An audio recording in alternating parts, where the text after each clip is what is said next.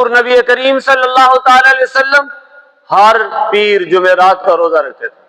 اور اسلامی مہینوں میں سے ہر مہینے کے جو ایام بیز ہیں، چاند کی ایام بیز کہتے ہیں، چاند کی 13، 14، 15 تاریخ کو.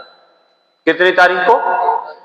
13، 14، 15 تاریخ کو ایام بیز کہتے ہیں. بیز بیض سے ہے، بیض کا معنی سفید، روشن.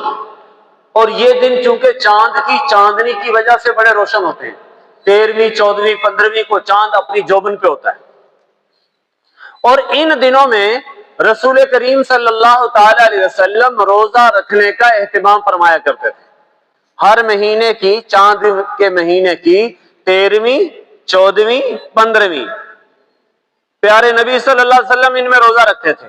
عام سال میں تو ترتیب یہ تھی، لیکن شعبان کے اندر حضرت عائشہ فرماتی ہیں رسول کریم صلی اللہ تعالی علیہ وسلم مسلسل کئی دن تک روزہ رکھتے تھے.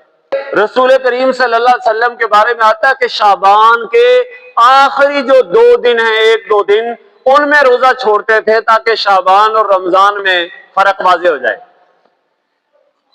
باقی عام شعبان کے اندر کثرت سے روزہ رکھنے کا معمول تھا.